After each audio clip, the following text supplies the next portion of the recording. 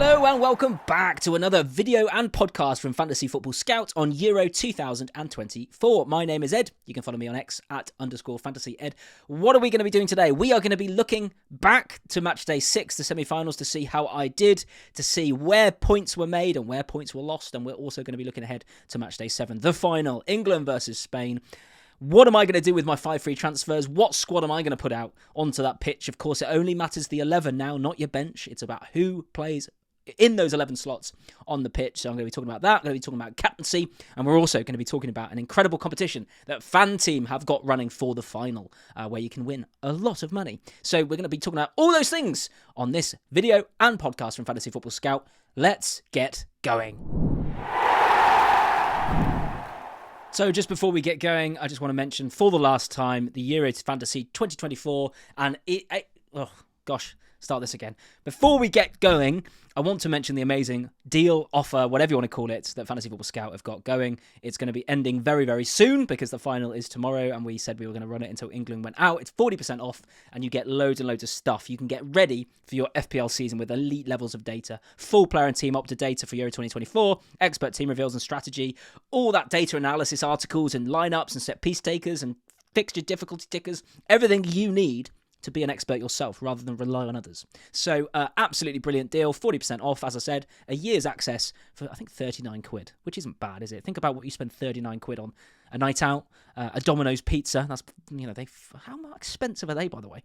I'm waffling, I'm digressing, but yeah, amazing deal. Check it out at www.fantasyfootballscout.co.uk before it ends. It is not going to be cheaper than this ever again. So if you're going to do it now. Right, let's move on. So, look, this was my team for the semi-finals. I did all right, actually, in Matchday 6. I ended up with 50 points in the semi-finals after getting 52 in the quarterfinals. So I've had a few green arrows in a row. I'm up to, I know this isn't impressive, but from where I was, it's all right. I'm up to 183k. Now, at one point, I think I was like 2 millionth or something after a disastrous start, after all these big players and captaincy let me down. What was the difference this week, actually? Why did I get a decent green arrow? I kind of nearly halved my rank, almost, because I got a captaincy. And I'll talk about that in a second. If you're watching on YouTube, you can see it.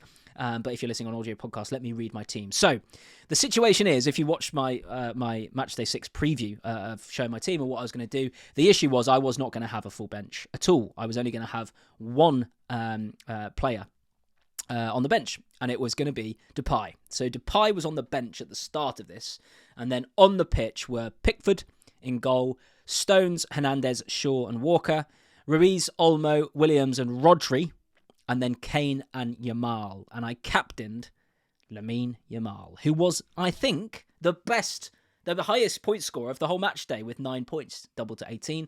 So I couldn't have captained anyone better in the semi-final. So that was good. And that is the difference between good scores in this game and bad scores, is getting a captaincy. If I could go back to match day 1, when I got Florian Wirtz as captain on the first day, 10 double to 20, and I twisted on it, because I thought there's 4 more days left. You got Ronaldo and Lukaku and Kane and Mbappe, and then none of those strikers do anything for the whole tournament, pretty much. Obviously, I know Kane's got 3 goals, but Mbappe only scored 1 in the end. Lukaku scored none. Ronaldo scored none. All that promise and excitement for those players, and it didn't work at all, did it? But if I could go back to match day 1, I'd stick on that 20, and I feel like if I had that attitude a bit more earlier on, I could have actually done quite well in this game, because I think my picks were all pretty decent.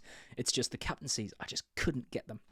But anyway, so look, I ended up with Depay coming off the bench and Rodri going onto the bench, where Rodri only had 2 points after that first game, and Depay in absolutely typical style. If you've been watching this, you know how much I despise this guy. I don't know why I brought him in. I should have brought Gakpo in, but I've been stuck with him ever since.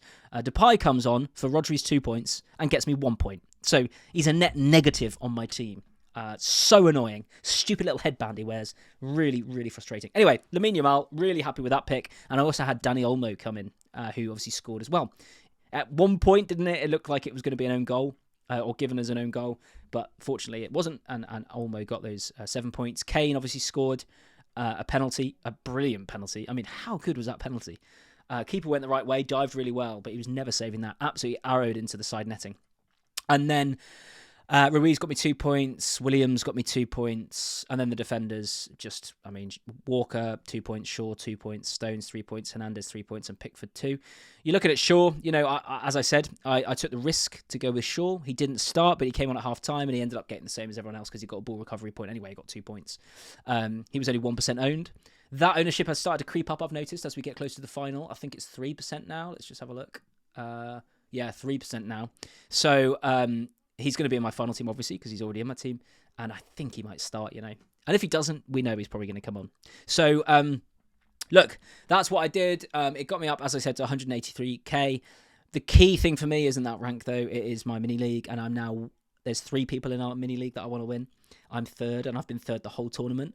But at one point, there was like a 30-point difference. I'm now 1 point behind the guy in second and about 25 points behind the guy in first. However, the guy in first, I don't know what the guy in second's doing, actually, because I haven't spoken in a while, but the guy in first is going with 8 Spanish players and 3 English for the final.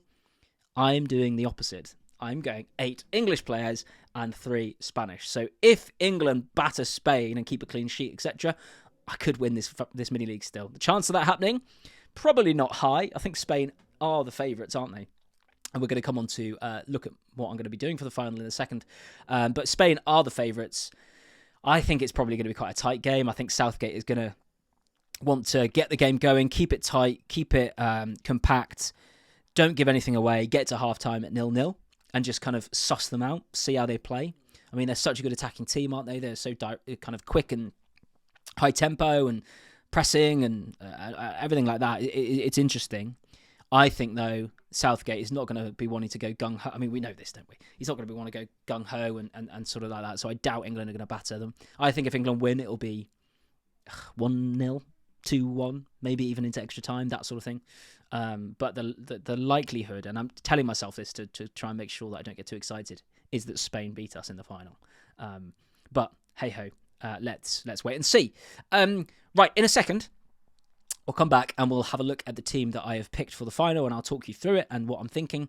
But before we do that, I'm going to take a quick break because I'm going to tell you a little bit about something Fan Team are doing for the final. A very, very interesting opportunity to win some money. Yes, before I tell you about that amazing competition they're doing for the final at Fan Team, just £2 entry, £5,000 prize pool, by the way.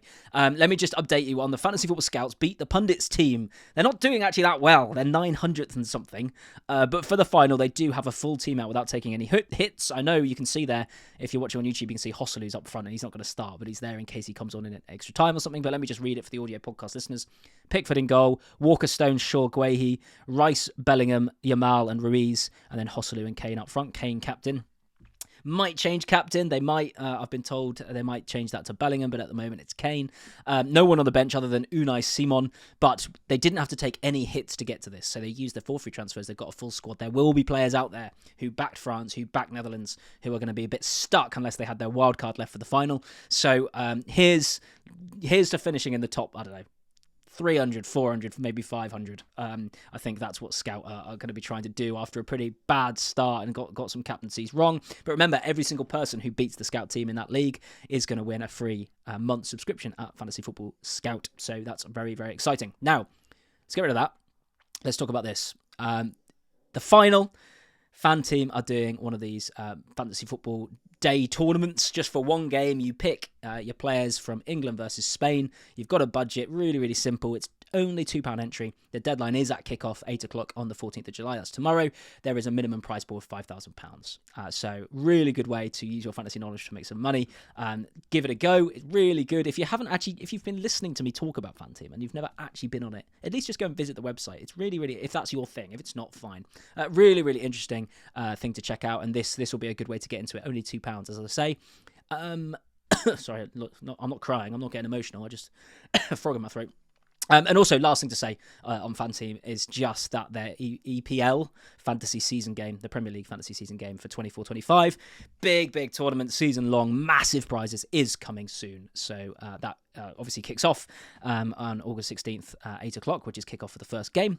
So make sure that you are keeping your eyes peeled for that game. But let's get back to to the Euros video and see my team for the final. Before I just finish this fan team thing, is just to say, please gamble responsibly. This is all 18 plus, and be gamble aware. So yes, here's my team for, let's step back a second. So before the final, you get 5 free transfers. 5 free transfers to get rid of those Dutch players, get rid of those French players, maybe mop up some other players you still had left over because you couldn't get rid of them last round. And I have used here 3 so far. You might say, Ed, why aren't you waiting until the teams are announced? You know, you may as well wait till 7 o'clock on Sunday and then make your changes knowing who's in. Well, yes, but we basically know the teams. Let's be honest. We know the England team. We know the Spanish team. We know who's going to start. But, so I've made my changes. Basically, what have I done? I've brought Guehi back in. He's going to start. He just is. And I've brought Saka in. He's going to start. We just know he is. And what else did I do? Maybe I've only used 2 of my transfers. I think the rest of these guys I already had. Bellingham is the other one. So I've brought Bellingham in. Now, look, that gets me to 8 England players, and I've got 3 on the pitch. So currently my team is Pickford, Guehi, Walker, Stones, Shaw. Now again, Shaw I already had, but he's only 3% owned. If he starts, I'm going to captain him, I think, to be different, but we'll come on to that in a bit. But I think he'll start the final. But anyway, that's a back 5 of England defence, 4 defenders and a keeper. And then in midfield, Saka, Bellingham. You can see the captaincy chip if you're watching on YouTube is on Saka at the moment, but I don't think I'll leave it on that. I think quite a few people will captain him, and I want to go a bit different. So Saka and Bellingham, Williams and Ruiz, because I've got to have 3 Spanish players, and those 2 have served me well so far. Yamal up front, of course. And Harry Kane. I would ignore the little injury icon next to Harry Kane. I don't know why that's there. I think he just picked up a knock, but he's going to be fine. He's going to start the final. If you think Watkins is going to start the final, you don't know anything about Gareth Southgate. There's not a chance that happens. Harry Kane, the captain of England, is going to start the final. So look, that puts me at 8 England and 3 Spanish. Now, on the point that you needed to wait to see the teams, well, if anything crazy happens, I don't know, Kyle Walker gets hit by a bus, or, Bellingham is arrested or something like that, or any one of these players, suddenly you see the teams at 7 o'clock and one of them doesn't start, I've got 2 free transfers left that I can just use. So it's not going to be a problem. You might say as well, if you're watching, you might say, well, why haven't you used the 2 free transfers for players on the bench? Don't you want to fill up your bench? Makes no difference in the final. Absolutely no difference. Doesn't matter if you've got no bench or a full bench. None of them are going to make any points for you because they're just not. because this is one game. There's no chance to sub any players in or on, and there's going to be no chance to move the captaincy. This is just a one-off game, and this is where I'm at. Now, as I said, the guy I'm kind of competing against in the mini league is going. Well, he says he is. Maybe he's bluffing, by the way. To kind of protect his lead, he's actually going to go with 8 England, but I don't think he is. He's going to go with 7 or 8 Spain, he said. So, look at that back 5 I've got for England. I would go, if I could, by the way, I would add another defender in there and go 5-3-2 or something, but there's no other defender who's going to start, because if Shaw starts, Trippier doesn't, and if Trippier does start, then Shaw doesn't. And then Saka, who's going to play the other wing-back role, if we still play a back 5, is going to be is classed as a midfielder in this game. So you can't get to a starting back 5 for England, or back 6 with a keeper. But I would add it if I could, because think about it. If I have this team and England don't concede immediately, I've done well against the guy I'm playing. So the chances of that, with Spain being so attacking and so talented and everything, probably quite low. But anyway, you've got to go for something. Again, if Spain do score, I fancy it to be a Yamal or a Nico Williams, so one of the wingers, or Fabian Ruiz, who's had a great tournament. The one player who I'd kind of like to have, but I don't want more than 3 Spanish players, is Olmo. So I could use one of my free transfers when I see the teams and take out Ruiz, or take out one of the bench players rather, like Rodri, who's currently on my bench. He's the only bench player there who's a playing one, and put in Olmo. If he definitely starts, maybe I'll do that instead and play him instead of Ruiz, because the thing about Olmo is he's going for the golden boot as well, like Kane is. They're both on 3 goals, I think. So, so whoever gets 4 is going to win it, which is interesting. By the way, I think, did I mention this last video? There's a new UEFA rule, which is ridiculous, I think, that basically every single player, if there's a tie for how many goals, everyone gets a golden boot. So there's about 6 players on 3 goals at the moment who, if Kane doesn't score and Olmo doesn't score in this game, and Bellingham doesn't get like a brace or a hat-trick or whatever, no one gets to 4 goals, they're all going to get a golden boot, which is ridiculous. It's like being back at primary school where everyone gets a participation medal or something. Absolute woke nonsense. Ridiculous. It used to go, top scorer, and then how many assists you get, and then how many minutes played and all this. No, just everyone gets it now. Really, really annoys me. But anyway, so look, keep an eye on Olmo, keep an eye on Harry Kane, because both of them could get the Golden Boot. Bellingham has obviously got 2 goals, so if he gets a brace in the final, then not only has he just scored a brace in the final, he'd be in the shout for the Golden Boot as well. So very interesting. But anyway, look, not much more to talk about other than to say good luck. Thank you very much for watching these videos. If you have watched them through the tournament, I've enjoyed doing it. I haven't done as well as I wanted. It would be great if I can have a really good final and at least get into the top 100k. That would be a comeback of sorts from where I was at one point. I hope you found them helpful.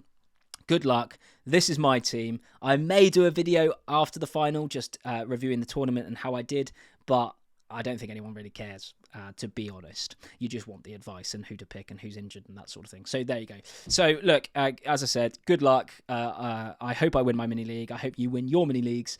I reiterate, fan team competition's great. Details will be in the description. The Fantasy Football Scout deal is great. Do that. And have a great summer if I don't speak to you again.